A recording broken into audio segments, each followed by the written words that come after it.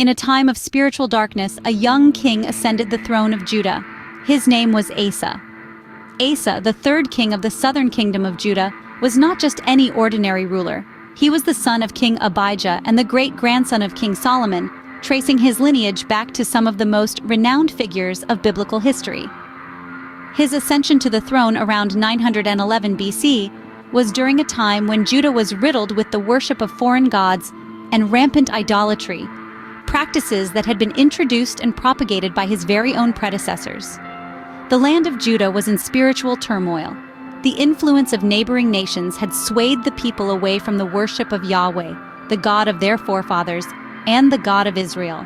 High places, altars dedicated to foreign gods, were scattered across the land like a blight, a stark contrast to the monotheistic faith of their ancestors.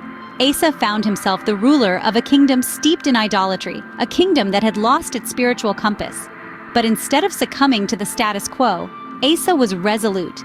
He was determined to change the course of his kingdom, to steer it away from the path of spiritual decay. His resolve was not born out of a need for political gain or a desire for power. Instead, it was deeply rooted in his faith in Yahweh, a faith that would serve as the guiding light throughout his reign. Asa's early years as king were marked by this determination, by this unwavering resolve to bring his kingdom back to the worship of the one true God. He stood at the precipice of a new era, one that promised a return to spiritual purity, a return to the worship of Yahweh. Inherited a kingdom steeped in idolatry, Asa stood at the dawn of a new era, ready to reclaim Judah for the worship of Yahweh. Asa knew that to restore Judah, the land must first be cleansed from its spiritual corruption. His reign brought a new era of religious reform, aiming to re-establish the worship of Yahweh, the God of their ancestors. Asa, driven by a profound sense of duty, began this monumental task by purging the land of its idols. In the biblical narrative, Asa's commitment to doing what was right in the eyes of the Lord is repeatedly emphasized.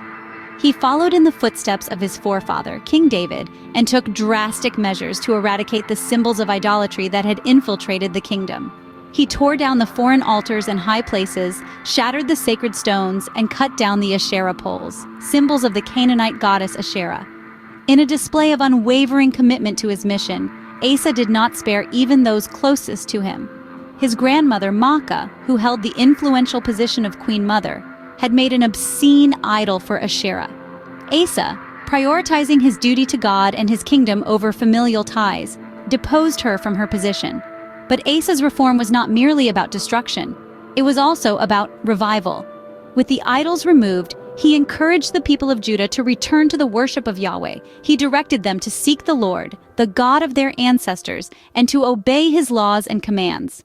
This was not a suggestion, but a royal command, reflecting Asa's dedication to restoring the spiritual integrity of his kingdom. Asa's reforms were thorough, reaching every corner of the kingdom. Every city, every town, every home was touched by his commitment to spiritual purity. His efforts resulted in a renewed devotion to Yahweh, the one true God of Israel. The kingdom of Judah, under Asa's rule, experienced a spiritual revival, a return to the faith of their ancestors. In conclusion, Asa's reign was a testament to his unwavering faith and his commitment to lead his people back to Yahweh.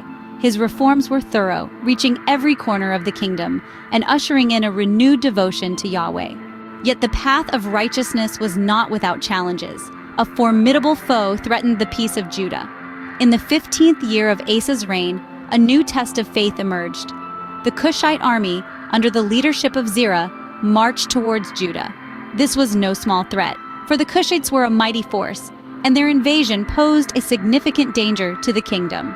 King Asa, however, was not one to be easily cowed. He did not falter, nor did he rely solely on his military might. Instead, he turned his gaze upward, seeking divine assistance from the one true God. In a moment of profound faith, Asa led his people in a heartfelt prayer. He pleaded with God, saying, "Lord, there is no one like you to help the powerless against the mighty. Help us, Lord our God, for we rely on you, and in your name we have come against this vast army. Lord, you are our God. Do not let mere mortals prevail against you."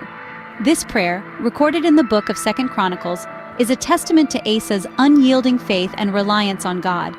He understood that the power of the Almighty far exceeded the strength of any earthly army. And so, in the face of overwhelming odds, he chose to trust in God's deliverance.